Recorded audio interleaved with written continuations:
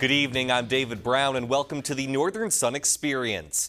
After nearly 3 decades of dormancy, the University of Sioux Falls and Augustana University finally renewed their rivalry in 2012 with the Key to the City game. And for the first 3 years, the Cougars were able to keep the Vikings locked up. But last year, Augie was finally able to steal the Key from USF on its home field. Sioux Falls looking for some payback and hoping to get the Key back as they visited Augustana at Kirkby-Over Stadium on Saturday. And the Cougars would play from ahead the entire game. Luke Papillion with a 3-yard rush, and it's 7-0 USF. Later in the first, Papillion facing a heavy rush, but he gets it away to Kyle Groenweg, and he does the rest, eluding tacklers and gliding into the end zone, 56 yards on the screen, 14-0 Cougars. Second quarter now, Sioux Falls leans on its leading rusher. Max Mickey finds a lane, makes some defenders miss, and gets in from 18 yards out. USF starts the game on a 21-0 run. Augustana would try and mount a comeback. Trey Hyde sidearms it to Charlie Hayes, just back from injury. 7-yard touchdown, PAT no good, however, so it's 21-6. Vikings capitalize on their next possession. Hyde with the fade to the right side for Nate Merriman. Great catch, 3-yard touchdown, 21-13 at halftime. Augie with a chance to possibly tie the game in the third inside the USF red zone, but Hyde's pass is picked off by Cliff Redmond, one of his 2 end zone picks on the afternoon. And the Cougars would hold the Vikings off the rest of the way. Papillion to Josh Angulo, great adjustment for the 16-yard strike, 28-13 USF. And the Cougars would finish things off in the fourth. Max Mickey finding some space down the left sideline, and he doesn't look back. 42 yards to the house, 35-13 at that point. And for the third straight year, the road team wins the Key to the City game, as Sioux Falls takes the Key back from Augustana in a 35-20 victory. Another big South Division showdown, pit Minnesota State against Winona State. Warriors break out the trick plays early. The reverse flea flicker back to Jack Nelson finds Will Clausen, ironically a Mankato High School graduate.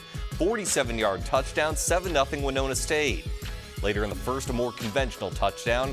Off play action, Nelson finds a wide open Nick Marchiata, 14-zip Warriors. Teams would trade field goals to make it 17-3 when the Mavs' Nick Piericini fakes the run and finds Eric Fuller for the short touchdown. Mavs would tie things at 17 later in the second. The two teams would trade punches until the very end when Winona State would get the last laugh. Carter McCauley nails the 29-yard field goal as time expires, and the Warriors top the Mavericks 34-31. When we come back, highlights from the rest of the weekend in NSIC football, including Bemidji State hoping to bounce back from their first loss of the season as they visited U-Mary. The Northern Sun Experience on Midco Sports Network is presented by Sanford Orthopedics and Sports Medicine and Dakota Land Honda.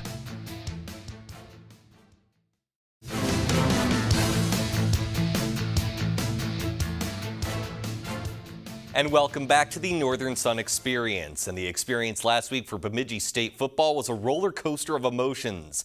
The Beavers had a 17-point halftime lead on the road at Sioux Falls, gave it up, clawed back, but then fumbled away a possible game-winning 2-point conversion. It was the first loss of the season for Bemidji State, and they were hoping to bounce back in their North Division opener at the University of Mary. And safe to say, the Beavers hit the ground running and never stopped.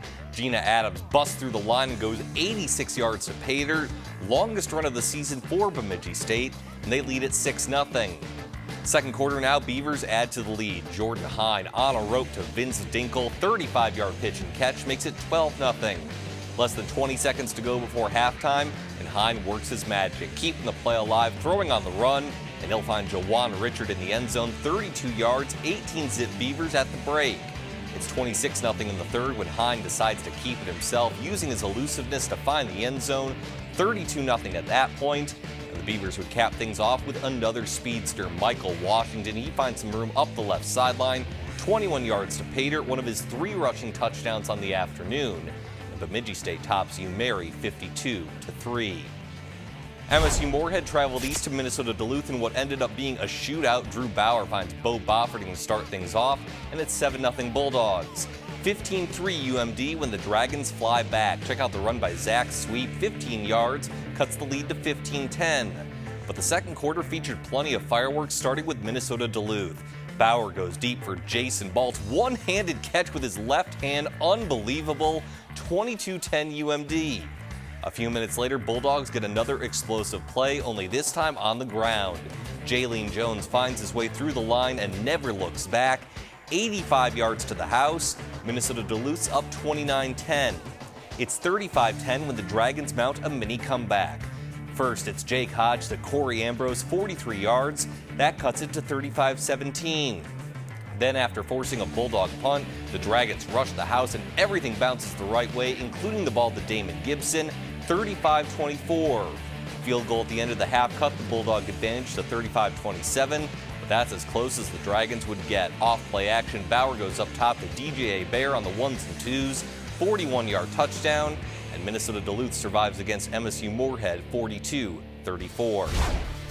Minot State was at Northern State on Saturday. First play from scrimmage, Nick Truan finds a hole and busts right through it. 75 yards to the house, and just like that, it's 7-0 Wolves. 14-7 in the second when the QB gets in on the running action. Christian McIlvain from 12 yards out on the read option, 21-7 Northern State. Later in the second, Wolves find some success in the passing game. McIlvain to Taylor Hoochin, and he does the rest, 47 yards, 28-7 Wolves. And the defense would put this one away. Cody Bragger with the interception, and he goes 27 yards the other way for the pick six. The Wolves top the Beavers 41-28. St. Cloud State made the trek north to Minnesota Crookston. Jaden Huff gets the Huskies on the board first with his 4-yard touchdown. 7-0 St. Cloud State. Second quarter now, Huskies with another quick strike. Nate Meyer to Anthony Carver, 10-yard touchdown, and it's 14-0. Meyer would continue to connect with his favorite target, Jamison Parsons. Backed up on their own two, the Huskies get out of it on this long catch and run. 71 yards from Parsons. He had 125 and a touchdown on the day. And St. Cloud State tops Minnesota Crookston 28-7. Wayne State visited Concordia St. Paul on Saturday, and the Wildcats strike early. Zach Osborne to Shamir Williams, 22 yards, 7-0 Wayne State. It's 7-3 in the second when the Wildcats extend their lead. Osborne to Justin Saunders, 4-yard touchdown, makes it 14-3. It's 17-3 in the third quarter when the Wildcat defense shows its claws. Glenn Harris picks off Maxon Hutton, goes 30 yards the other way. The pick six makes it 24-3 Wayne State, and the Wildcats would put it away later in the third. Osborne once again to Williams, wide open on the catch, finding even more space on the run. 78 yards to the house, 31-3 at that point. Wayne State with a big road win, 45-10 at Concordia St. Paul. Last game on Saturday was the highest scoring, Upper Iowa at Southwest Minnesota State, and the Mustang Magic was out in full force once again. Tied at 7, the backwards pass from Blake Gimble to Max Simmons, who fires downfield for Nate Hewitt. 46 yards on the halfback option, 14-7 SMSU. Later in the first, a more traditional combination of quarterback to receiver. Gimble to Hewitt, 36 yards that time, 21-7 Mustangs. Peacocks would try and keep up in the shootout. Dimitri Morales to Skylar Lehman, 27 yards, cutting the deficit to 21-14. It's 24-14 in the second when Upper Iowa uses the ground game. Derek Portis finds plenty of space in front of him, 32 yards, 24-20 at the break. Mustangs expand the lead in the third. Gimble finds Gabe Galume, triple G connection, makes it 31-20 SMSU. Gimble's known for his big arm, but he doesn't need a lot on this pass to Davian Shelton because Shelton does the heavy lifting. 39-yard touchdown on the screen pass. That makes it 45-27, and it would be a Mustang rookie who would finish things off. Isley Carrington, his first career game, and it goes swimmingly. 64-yard touchdown run. He would have a 55-yard touchdown run later. SMSU over Upper Iowa by the modest score of 59-41. So with 1 week down in interdivisional play, we'll see which teams can either gain some momentum or turn things around in week 2. Both North Dakota teams will look to get back on track at 1 o'clock. With Minot State hosting Minnesota Duluth and the University of Mary visiting St. Cloud State. Also at 1, Augustana will look to bounce back on the road at Wayne State, and a big matchup between two of the NSIC North's co-champions last season, Northern State at Bemidji State. At 2 p.m., Concordia St. Paul visits Minnesota State, and Winona State heads south to take on Upper Iowa. Finally at 6, Minnesota Crookston is at MSU Moorhead, and the game of the week between two teams with one combined loss, Southwest Minnesota State at Sioux Falls. When we come back, the top 2 volleyball teams in the entire country squared off in St. Paul on Friday. Find out who emerged victorious, plus the latest national poll, next.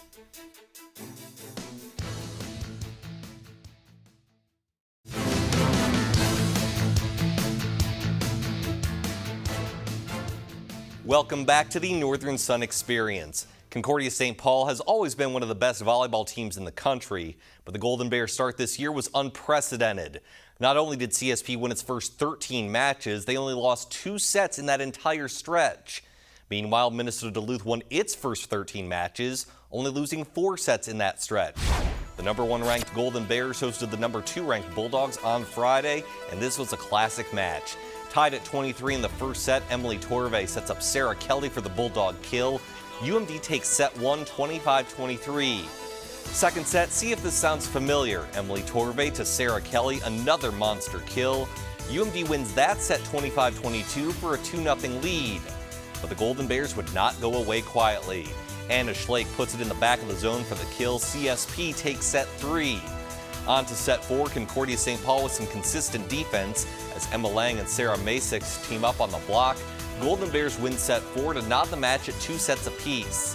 Fifth set, Concordia trying to stay alive. Lang with the cross-court kill off the right side, but the Bulldogs would stay resilient and prevail. Torve to Mackenzie Morgan, and that will do it. Minnesota Duluth wins the battle of the unbeatens and tops Concordia St. Paul 3-2. UMD would hope to continue its winning streak Saturday at Minnesota State. Bulldogs' intensity didn't drop off after that big Concordia win. Taylor Wisbrocker with the cross-court kill. Minnesota State would actually win 2 of the first 3 sets, but Minnesota Duluth would once again rise to the challenge. Sarah Kelly and Mackenzie Morgan, the heroes from the Concordia game, get back-to-back kills against the Mavs. UMD wins its second straight by the score of 3-2, and the Bulldogs have started the season 15-0. Another nationally ranked matchup on Friday, pit Northern State against Southwest Minnesota State. The Wolves' Lauren McCafferty gets the early kill for NSU, but the Mustangs would be in control for most of the evening. The setup for Sarah Parker, her shot too hot to handle, and then it's Taylor Reese on the other side of the court. SMSU tops Northern State 3-0. Other Friday action included Augustana hosting UMary. Long volley ends with Ashley Wilson's soft tap over the net. She had 7 kills on the night. Later in the set, a little more power from the Vikings as Bailey Cook slams it home for the easy point. Augie would fluster UMary all night long. Danny Magzis finds a soft spot in the defense as the Vikings top the Marauders 3-0. Wayne State hosted Minot State Friday, and sometimes it's better to be lucky than good. Bree Ackerman gets the service ace on the bounce off the net. She had a team-high 6 aces on the night. Later in the set, Wildcats find the weak spot in the Beavers' defense. Alyssa Fraundorfer gets it over for the point. Then it's Mariah Halverson. Her cross-court kill ricochets off the Minot defenders. Wayne State takes care of business, topping Minot State in 3 straight. So what's the latest turn in the National Volleyball Poll? Well, by virtue of Minnesota Duluth's win over Concordia St. Paul, the Bulldogs have surpassed the Golden Bears as the top team in the nation. UMD is number 1 with 44 first-place votes, while CSP is number 2 with 2 first-place votes. Southwest Minnesota State stays at 4, but Augustana continues to climb as the Vikings are now at number 6. Winona State is 7, Wayne State is 8, and Northern State is 14. So 7 NSIC teams in the top 14, including 6 in the top 8. At this point, nothing more really needs to be said about the competition. Just time to enjoy it for the rest of the season. When we come back, the season-long celebration of the NSIC's 25th anniversary continues as we showcase a former UMary wrestler dedicated to helping others.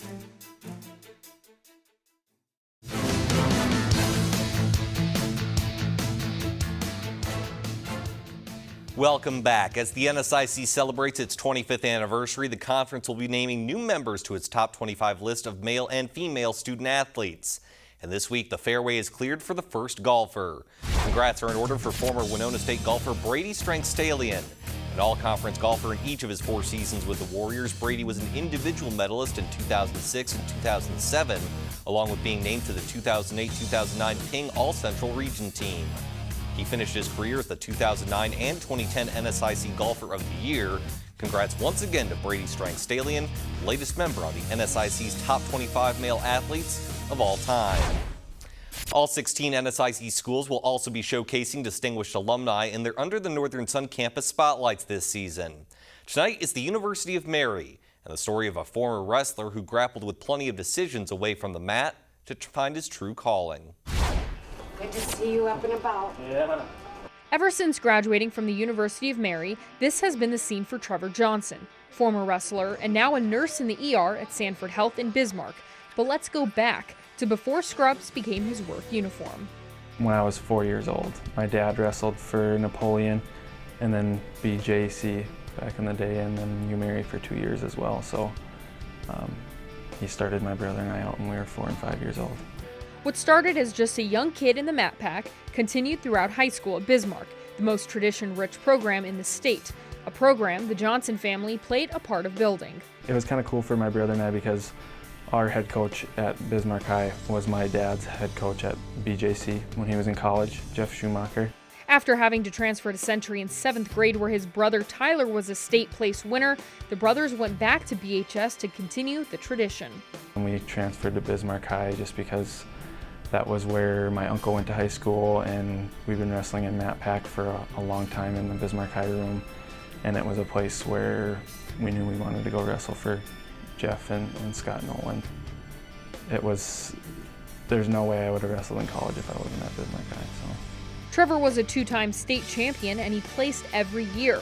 But after high school came college. I was recruited very lightly to wrestle in college. My brother was at NDSU, and their assistant coach did pretty much all the recruiting there at that time, and he came and sat down with me in my house before football practice, twice actually. So I decided to go to NDSU when I was a true freshman. After a redshirt season, Trevor realized that wrestling at a Division I level wasn't for him, and that's when he transferred to the University of Mary. I think why UMary, because initially, because it was home, and I needed some financial support. I wasn't going to be able to do stuff on my own at that point, and I didn't really have a religious background either, so that kind of flourished. I thought about not even wrestling when I came back, just because I was so burnt out from NDSU.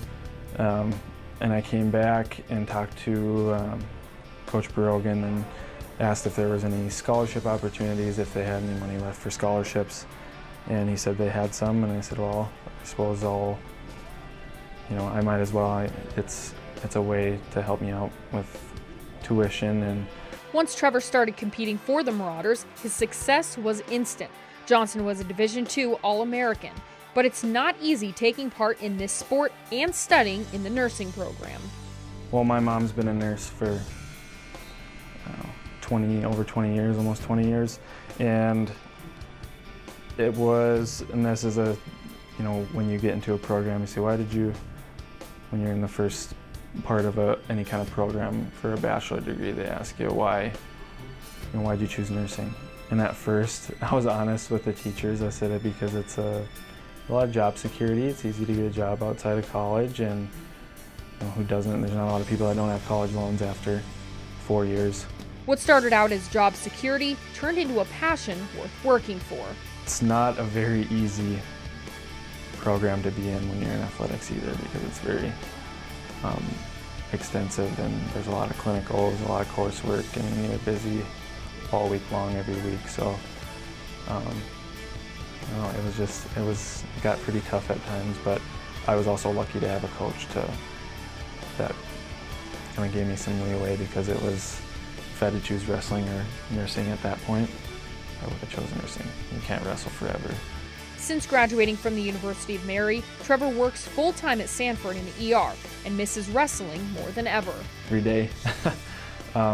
That's also kind of a loaded question, because I still volunteer coach at UMary, and when I was a senior, after I graduated, we had a new coach my senior year, and he asked if I wanted to coach. I said I would love to, but I obviously got a job here and I wanted to get a lot of experience, so I just told him I would volunteer and get out there as much as I can. Johnson continues to help with as much as he can, whether it's in the emergency room or on the wrestling mat. When we come back, it's DB's Picks, my top 5 plays of the past week in the NSIC. The Northern Sun Experience on Midco Sports Network is presented by Sanford Orthopedics and Sports Medicine and Dakota Land Honda.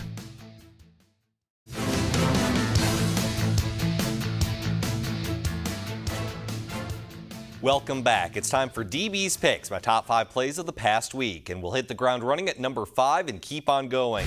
First, it's Northern State's Nick Truin taking the first play from scrimmage, finding a hole, and going 75 yards to the house. Truin is a wolf on the prowl at number 5. For number 4, the Bulldog trumps the Wolf. Minnesota Duluth's Jaylene Jones busts through the line and goes 85 yards for his own long touchdown. It was one of several explosive plays as UMD got its 4th win of the year with the 4th best play of the past week. While the 4th best play went 85 yards, the 3rd best play was literally one better at 86. The run by Bemidji State's Gina Adams looked pretty similar to the first 2 plays in our countdown, but his blockers do such a good job creating a running lane that it seems like the other players just disappear. The Beavers get back on track thanks to the track meet at number 3. For number 2, we go to Winona, where the Warriors' wizardry continues. Off the reverse flea flicker, Jack Nelson finds Will Clausen for the 47-yard touchdown. And this number 2 play helped make the difference in a 3-point win. But our number 1 play goes back to Duluth, where Jason Baltz is balling out. The Bulldog receiver makes the ridiculous one-handed touchdown against MSU Moorhead. Great adjustment, another close win for the Bulldogs. And Jason Balt's catch is the number 1 play of the past week. Tune in next week for an all-new Northern Sun experience.